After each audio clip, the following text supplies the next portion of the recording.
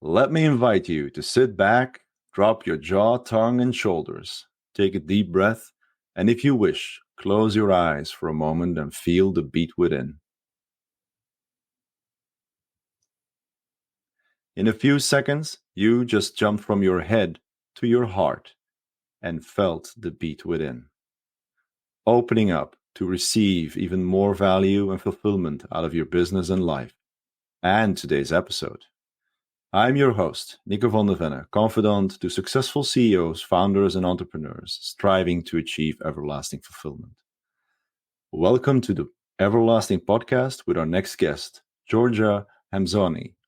Georgia is a founder and CEO of Daily Dose Wellness, began her career in marketing and brand management before creating her own corporate wellness company. After spending over 15 years in corporate America, Georgia started Daily Dose to provide virtual wellness breaks to give employees the time needed to prevent burnout and promote positive mental health. And I support that 100%. She's a self-taught wellness guru with a business background and complete courses on managing your mental health during COVID, digesting, nutrition, and yoga psychology. She recently published her first book, You're Not Crazy. Oh no, sorry. You're You're not not lazy. lazy. Even better. But you're not crazy either. You're not crazy either. Oh, a little bit crazy is fine, Changing your words to change your worth to help people build their confidence through the power of self-talk. That is wow. I'm always amazed when people bring out books. I am not a writer. I'm a talker. This is my thing. So what brought you to bring, I love the title, like I said earlier, You're Not Lazy. I always think I am. But you're I telling me I'm know. not. Go right ahead. We're What's the story there? we're our worst critics. That's why, Nico. So I am a writer. I love to write. So, to answer your first question, going back to when I was a child, my family used to take road trips a lot because both my parents were teachers. So in the summertime, we had off, they would load us in the car and we would usually drive to Florida, sometimes cross country. And I would usually just listen to music and sit there and write poems and stare out the window and look at the scenery. So I've always liked to write, but I never really had this idea to write a book until the last couple of years. And I've been doing a lot of work around psychology and understanding human behavior. And it was frustrating me to hear a lot of people in my life talk negatively about themselves, whether it's calling themselves lazy or other things. Oh, I'm so bad at, whatever it is, insert anything there. Mm-hmm. And so that was really the inspiration for the book because I kept saying, you're not lazy. You're just taking the day off and enjoying your Sunday, right? So these are people that would work all week long and then be like, oh, I'm so lazy. I haven't gotten out of bed today, or I didn't go to the gym this weekend. And for me, I feel like that's just our bodies telling us we need rest, but we guilt ourselves for taking that rest. Especially, I know that you're based in Belgium, you said, right, Nico? Mm-hmm. And the culture there, I'm not sure if it's as bad as it is in the US, where we are just workaholics and we guilt ourselves for taking the much needed time off.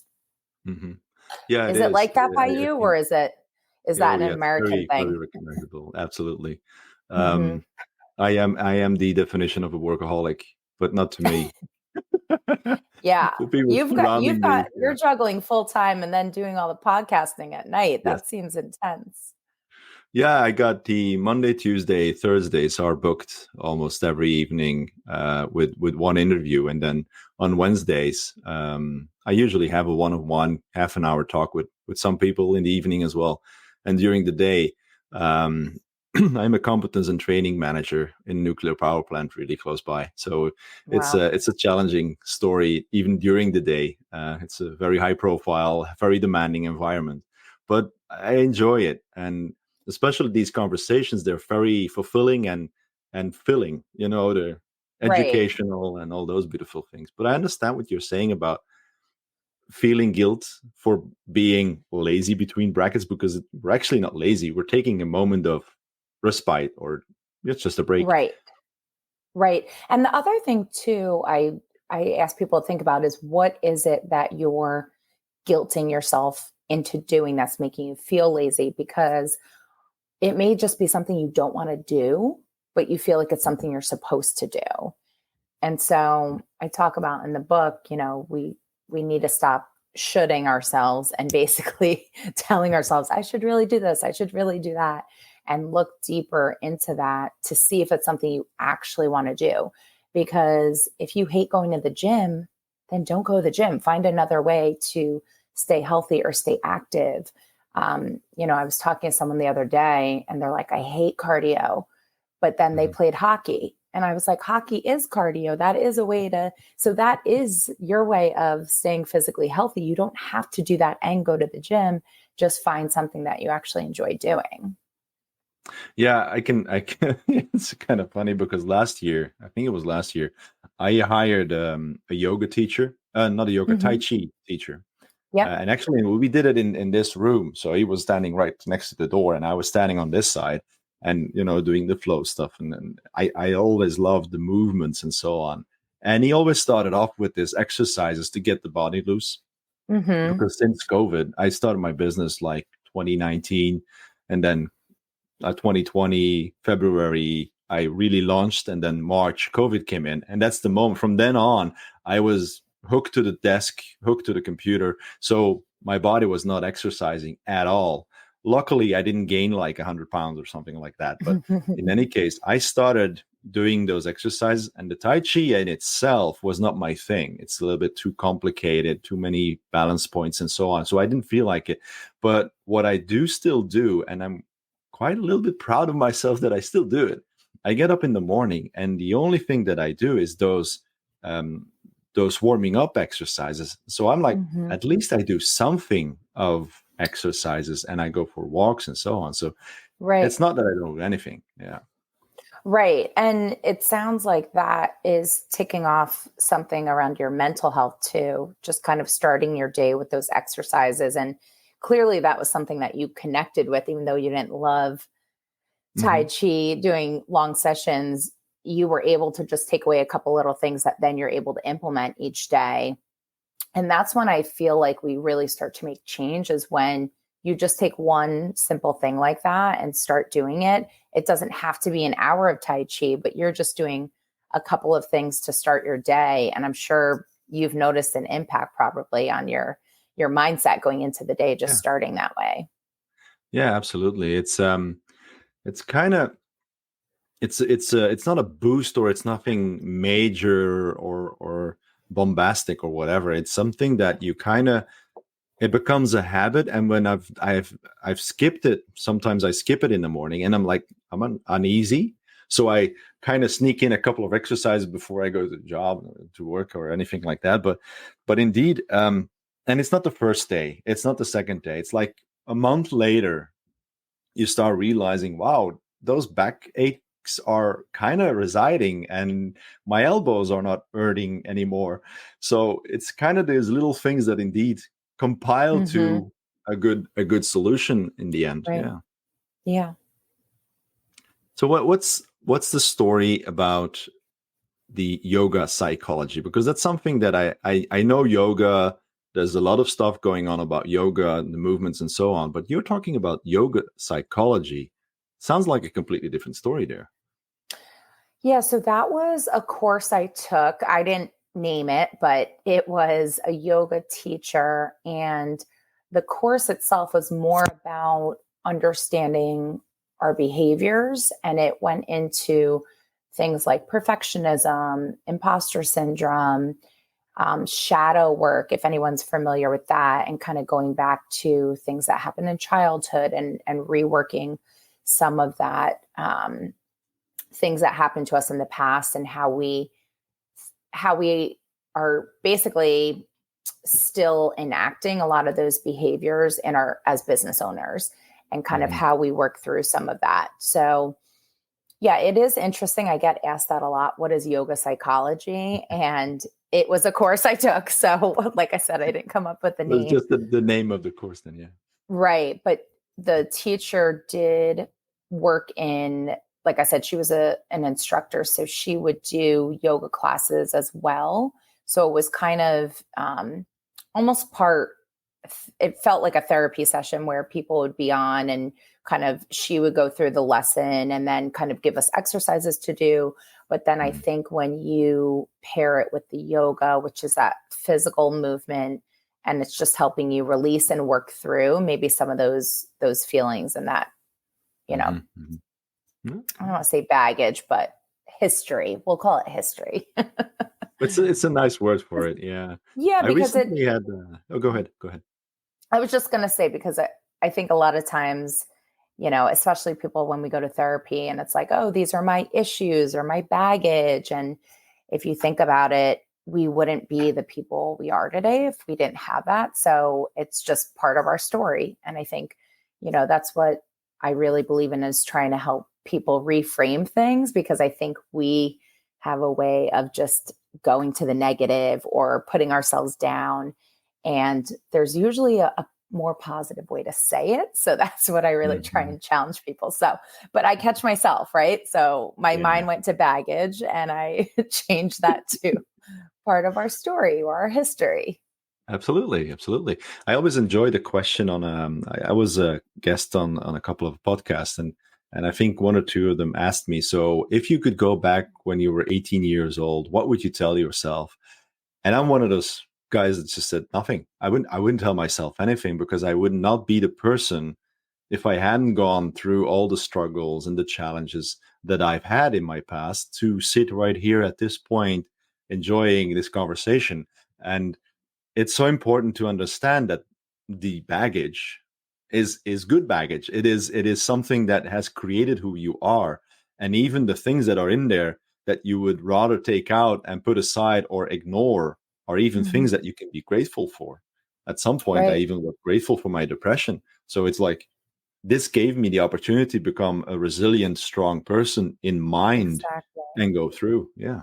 Exactly. I feel the same way. And, I talk about my story and my childhood in the book, which I had a good upbringing, but, you know, I constantly felt in trouble as a child. I was upset a lot, crying like in my room, wondering why I couldn't do anything right. So we all have our, quote unquote issues or things we need to work through. But Hmm. I look back and I think I feels like such a strong person as an adult. And I don't think I would be that way if I was, sheltered or didn't have to go through a lot of that strife that I did as a child that was hurtful at the time. But I think if you can get past that, understand your parents are doing the best they can. But without that, I wouldn't have this resilience that I have as an adult. And it sounds like that's exactly where you're coming from as well. Yeah, indeed. Yeah. And one of the things that I've learned in all the knowledge and wisdom that I was able to acquire in the past couple of years was the work that you can do with your own child, the inner child. A lot of people say the inner child. I'd rather call it myself in the past, because he's not in me. Is a part of me and is surrounding me. And it could be 8 years old, it can be 10 years old. I still got a picture of myself. I think I was 6 years old, and I have this bunny. This is my we called it Pete Conan, which was the name of the bunny. And I remember my dad. We went to Bruges, and one of the churches, you could go to the top and then see the whole city. And I was standing there, I was crying, and my dad was like, "What's going on? Why are you crying? This is a beautiful view. Why don't you enjoy it?" Pete Conan is not here. He's not here. My dad went all the way back down, got him, got back up, and then Jay gave it to me.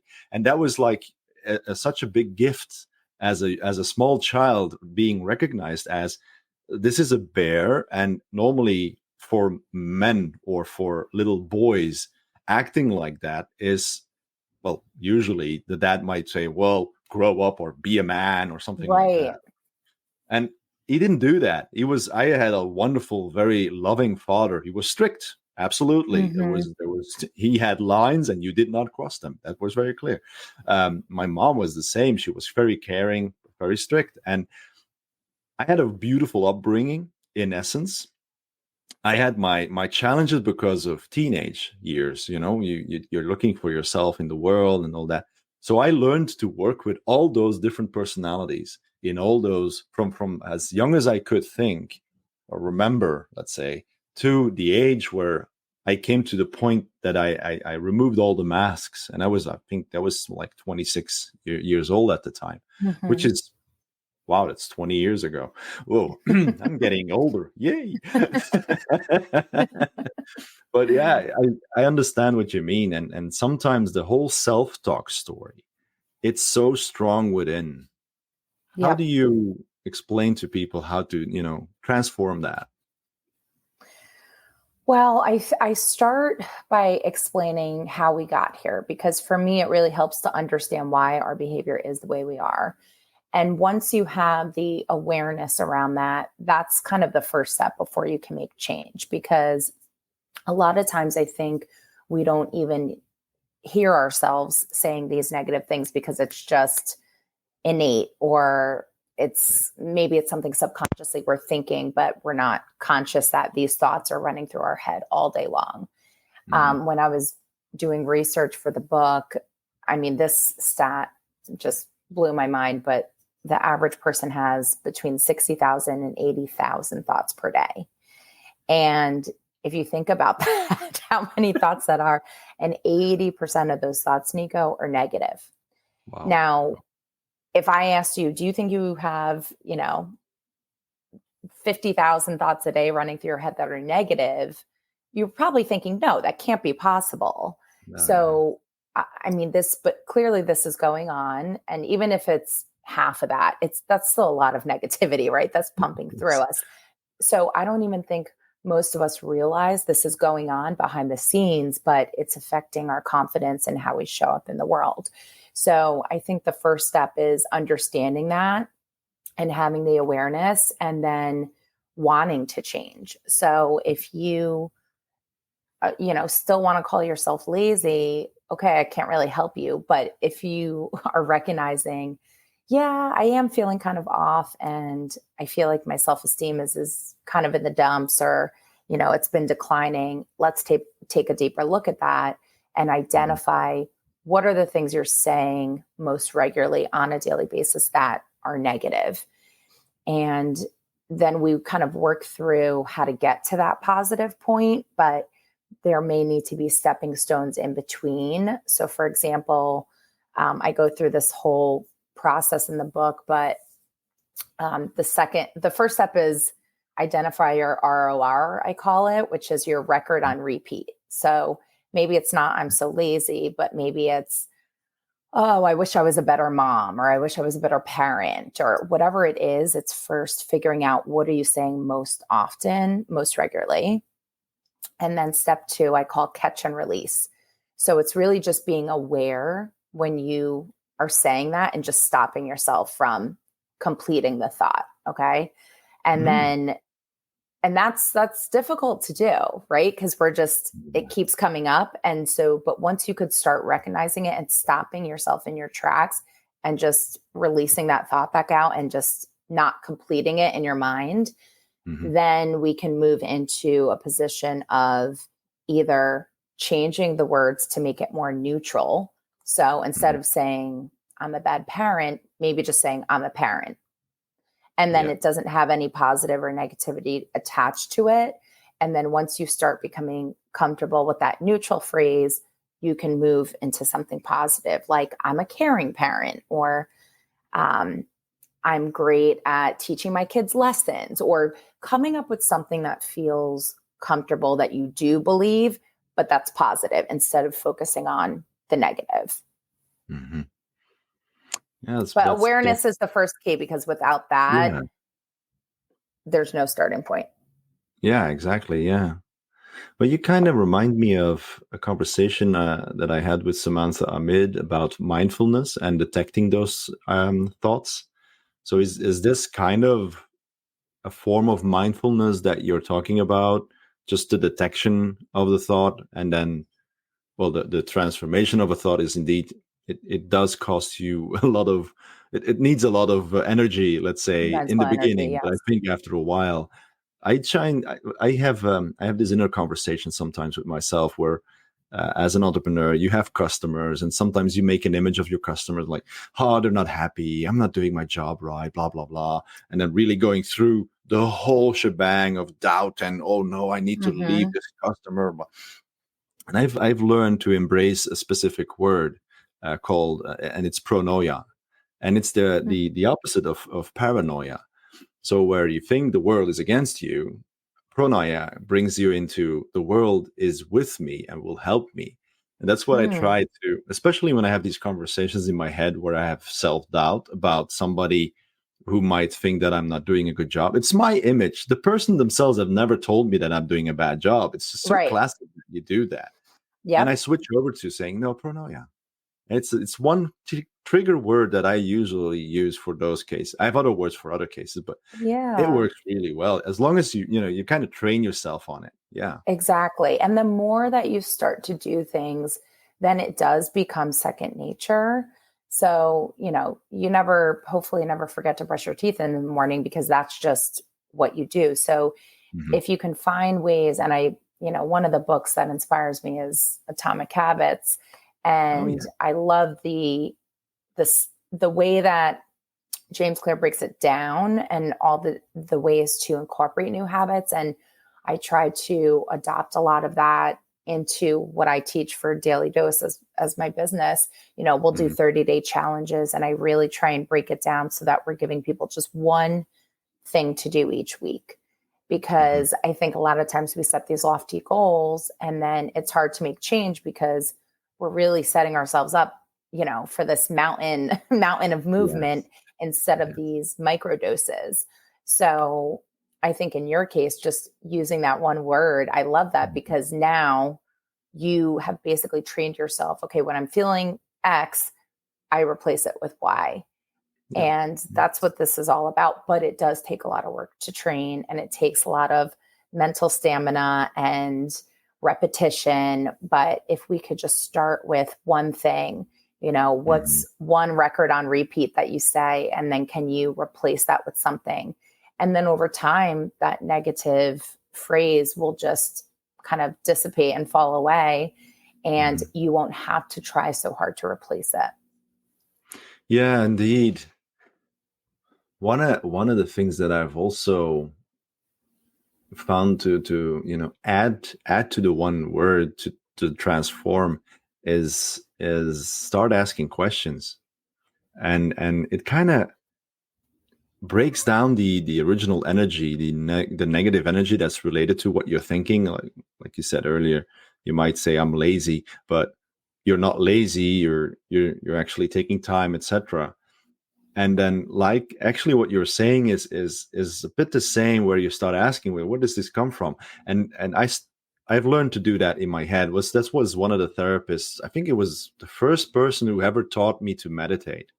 My first meditation, it was such a beautiful experience. I've done years of meditation in the meanwhile, and it never came back to that point. I think it's like, I don't know, losing your virginity. I don't know, but it was something really, really intense and special. But what she taught me at that point was, as well, start asking questions and not go into the feeling, but start asking questions. Well, what's this? What's going on with me? And where am I feeling this? And you're transforming the whole energy block instead of it, coming down on you. You're kind of pushing it away and saying, "Hey, what are you doing here? Why are you talking to me, or what are you doing here?" And those are the little things that can help you so much with all these beautiful instances that happen in life. Because I've never liked the idea that there are so many negative things about it. It's true, it's not positive, and it's sometimes heavy, and I know I've been there. um, but once you think about it and you start learning these little tricks, they're all little gifts that you give Mhm. yourself in becoming better each day. 1% better each day accumulates to millions of Right. percentages. Right. If you Exactly. accumulate it, yeah. Exactly. But a lot of times that feels uncomfortable because we feel like we should be doing more and bigger, better, And so 1%, I think a lot of us are like, oh, it would take too long. Let's do 20% right out of the gate. And, that's why a lot of times people fail at New Year's resolutions, right? Because it's like, I want to lose 20 pounds in the next 10 days. And it's just like, that's difficult to do. Or I'm going to run a marathon, but they've never even ran a mile. Yeah. Not saying it can't be done, but, Mhm. can you start with something that is a smaller goal and build yourself up? That way you're not just going from 0 to 100. Yeah, cool. So, what are you prepared to tell us about some challenges that you personally were involved with in your past as an entrepreneur or within corporate America or anything like that? Sure. Yeah. So I never planned on being an entrepreneur or starting a wellness business. So I could talk about that. But I was at a job that I loved. I started my career working for different ad agencies and then eventually went internally working in brand management for a beverage importer. And I loved my job. I thought I would be there my whole career. And eventually I had reached a point of burnout just with some dynamics going on at the company and not feeling like I was getting the support I needed. And it drove me to the point of just up and quitting without knowing what I wanted to do next. And I like talking about burnout now because I've learned a lot about burnout. At the time, I was just frustrated and quit my job. But now I realize that I was burnt out and it wasn't necessarily because I was working long hours. And this is one thing I learned about burnout and what I try to teach people now, that it's not just about the length of time we're working. Because I think a lot of times people think working long hours is what causes burnout. Mhm. And that is something that can cause burnout, but it's not the only thing. So if you don't know how your work's contributing to the organization, or maybe you don't feel supported by management, these are all things that can kind of chip away at, your goodwill at the company, and that could start to make you feel a certain way that could lead to you burning out. So it's not just working long hours. So for me, it had more to do with me asking for support on certain things and not feeling like I was getting that from my manager. So understanding that, I try to help people in organizations, especially managers, know that, because if you are not giving your employees the recognition they want, if you aren't letting them know how their work is contributing to the company as a whole and they feel like they're actually making an impact, these are all things that could play a role in burnout. So after I left my job, I didn't know what I was going to do next because I had worked in marketing for 15 years and I had went and lived abroad for a bit. And when I was abroad, I was trying to figure it out. And I was kind of doing a side project with this yoga instructor on trying to help her bring retreats that she was doing to the corporate space. Because I was like, oh, this is Mm. great. I started doing yoga retreats. I was like, you should offer this in the workplace. So that was the connection of what Okay. helped me pair my corporate background with wellness. But it was always going to be something I did on the side. Then the pandemic happened and my trip abroad was cut short and I had to fly back. And then I had this moment of panic where I was like, oh my gosh, I just quit my job. Now, what am I going to do? This trip got cut short and I have to figure it out soon what I'm going to Mhm. do for income. And I started applying just for regular marketing jobs. And I was just like, my whole body was like, no, no, no. Like the flags were going off, like, you do not want to just get another marketing job. And so I reached out to the yoga teacher and I was like, what if we kind of try and up this and make it more of a full-time thing? And she was like, I actually have to take a step back because I've got other things I'm working on. And so at that point, I thought, should I just try and do it on my own? Mhm. And I remember filing the LLC papers, and then they came back in a couple of weeks and I was like, oh, I think I just started a business. And so it wasn't really this pre-planned thing. Hmm.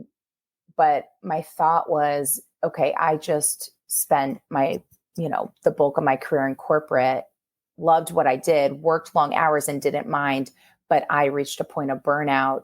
What can I do to help provide more resources to employees in the workplace who might be going through the same thing? Because I can relate to that.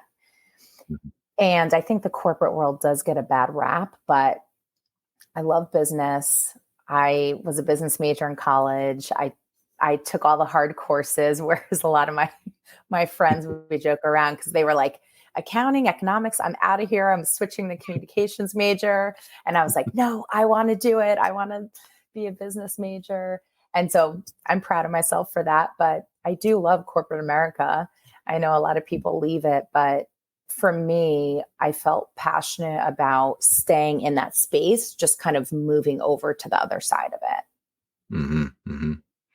So you've been there. You've been in the burnout space. Let's say for instance you've stayed within corporate America and just continue on the road. What would have happened, do you think? Because there's a lot of people who do stay in that business or in that position and don't take the action of what you just did, which is enormously brave, by the way, to Thank leave you. a good, platinum Good job. golden Yeah. chair. Yeah. Yeah. Yeah. I think this is why people have mental breakdowns. I do, because I mean, I felt myself being a very angry, stressed out, frustrated person. And you just don't like the person that you are. You're recognizing that your environment is not where you want to be. Another thing that was going on was, and I actually made this move before I left the company, but I was living in New York City, which is very energetic, vibrant, but high stress, high competition. And I loved my friends, my family, my apartment. I had this great job.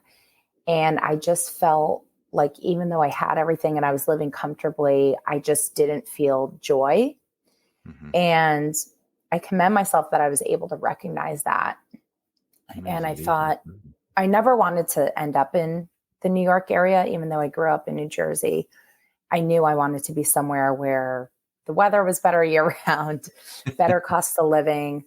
And so I told myself, okay, where are we going to move? Because I was single and I was like, oh, I'll meet someone, figure out where to move together.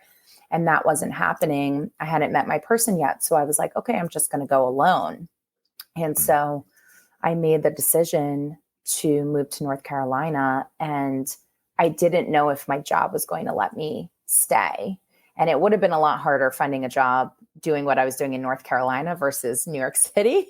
So Hmm. it was definitely a risk. And luckily, when I went in and had that conversation with my boss, he said, you've been here long enough. We're okay with you going remote. So I actually was still with the company when I pulled myself out of New York. But I noticed that my mental state improved greatly when I moved to North Carolina, because my work-life balance, I finally had that. Because when I was living in New York, I was commuting almost some days 3 hours a day, 2.5, 3 hours a day round trip, because I was working in Connecticut. And I didn't mind it at certain times. It was my alone time or my time to catch up on work stuff. You basically don't have much free time.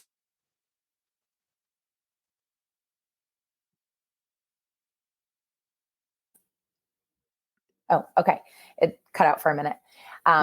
There Pretty you much I would get home and it would be, okay, you have time to either eat dinner or go work out and shovel something down after. And then that's pretty much it. Then it's time for bed. go. So when I moved to North Carolina, that definitely helped me find a place of, I felt more joy in my day to day. So I think if you recognize that you're feeling a certain way, once again, I tell people the first thing is awareness. So doing a daily check-in, like, how am I feeling? And if you're noticing that you've been feeling stressed out or depressed for, weeks at a time, months at a time, hopefully not years. Hopefully we're doing something before it gets to that point. Hmm. But take a look at what is causing this. What are the factors going on? And then what's one or two things I can start to change just to see if that's making the impact. So for me, it was first my environment. I knew I had to get out of New York because the culture there, even though I loved it, you're constantly comparing yourself to others. Oh, my roommate's making this much more than me, or, I haven't gotten promoted in this amount of time and I want to get to that next level. And you're constantly striving and chasing after the next thing. And and I just knew that that wasn't healthy for me. And I wanted to just be happy with what I had. So that was kind of the first part, is having the awareness. Then after I was down here in North Carolina, there were still issues going on at the company or where I wasn't feeling that support. And that's when I decided I had to leave my company, which I never thought when I started there I would be Hmm. leaving. Hmm. Yeah, But that's you what I have to have said. those check-ins because, and I mean, I have conversations with myself all the time. And it's like, Mhm. okay, what's the game plan here? Because I can't keep doing this. So sometimes we have to set a time frame maybe, or if there's something going on in your company, have a conversation with your manager. But then if action isn't taken, and that's kind of what I said to myself, all right, I'm going to literally go in and say, I was having conversations with my boss where I said, I need you to step in. I need your help. And Mhm. that was responded to by, you can figure this out with so and so. And I was Okay. just like, I can't. Like, I could figure out a lot on my own, but if I say I need your help, I need your help. And so I knew we're no longer matched up. And it was sad. I still keep in touch with my old boss. I'm hoping he's Okay. not listening to this, getting mad at me, uh, but like But that's that's the great. reality. That's the But reality. it's great if you're still in contact with that person. That means that you still got some beautiful form of respect that's still there. That the history you have I together I is do, and valuable. Yeah. it does make me sad because I never wanted to leave, but I do believe things happen for a reason, and I think it's interesting that it worked out where I quit my job and then the pandemic happened, and that almost pushed me into starting Daily Dose, which never would have happened. I mean, I literally was having my exit interview with my boss in November. And I said, what do you think? Because we were friends. And I said, what do you think I should do next? And he was like, I think you should start your own business. And I was like, no, I definitely don't want to do that. But in my head, I was still thinking marketing. So I was like, there's too many marketing agencies. The world doesn't need another one. And then it never dawned on me to go in a different direction. So if there's anyone out there listening that's changed their career later on in Mhm. life, I'm with you and I'm still figuring it out. So, but yeah, it's just funny that conversation took place in November and then Daily Dose started in April. So less than 6 months later, I literally was a business owner, but doing Okay. something different than I thought originally. Yeah, kudos. Really, it's something that's it takes a lot of courage to resign from a good position. I know what you're talking about because it's pretty funny. Actually, I resigned in November 19 as well. So, but I did plan to start a business right after, so that's a bit Okay. different there. Yeah, the wonderful time that COVID came in, it kind of changed a lot of things.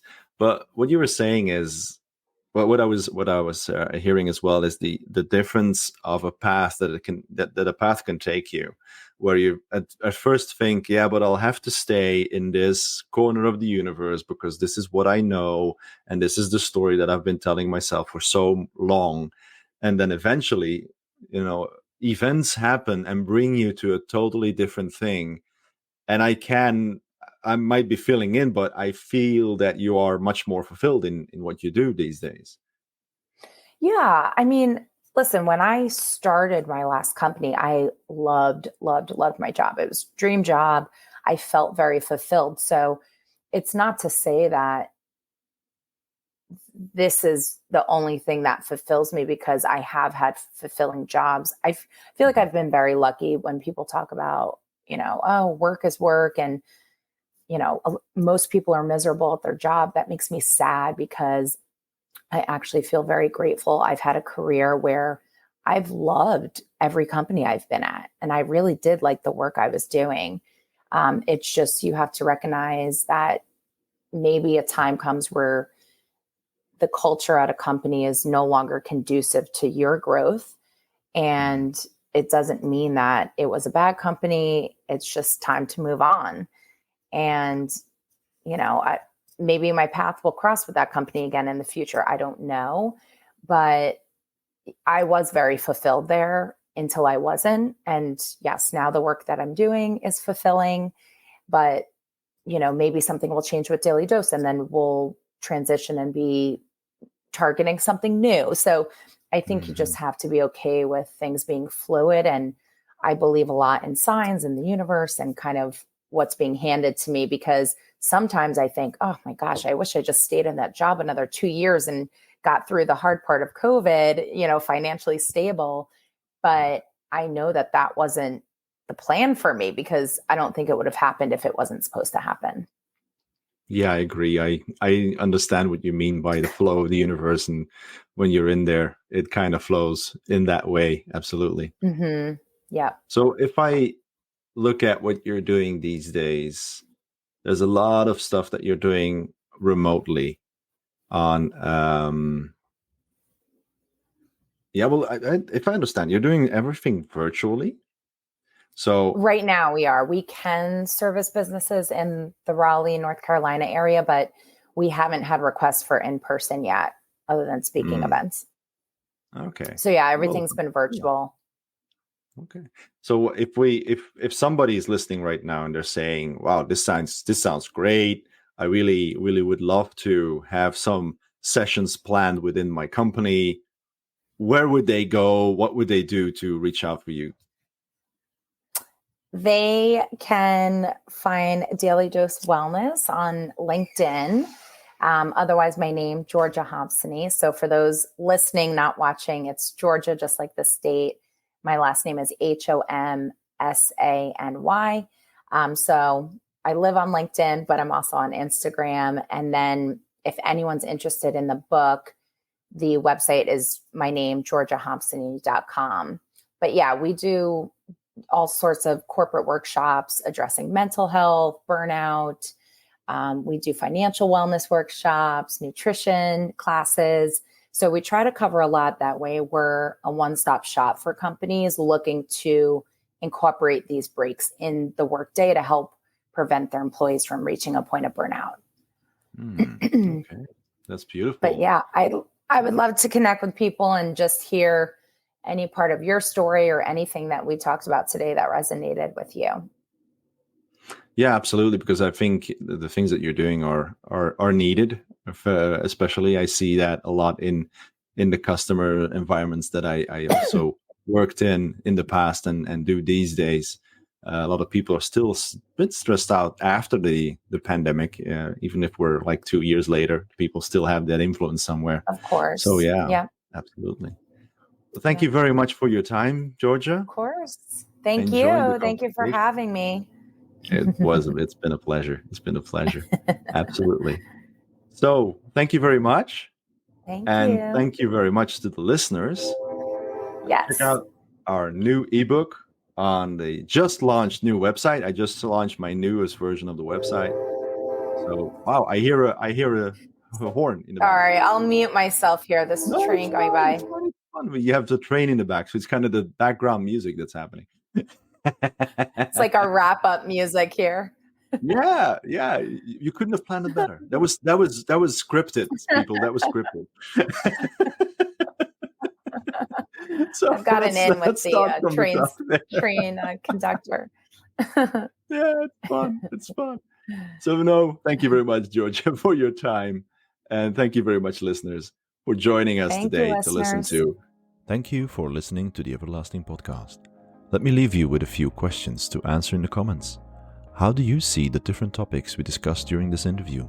What are your thoughts? What stood out for you? Let us know in the comments or just send us your feedback.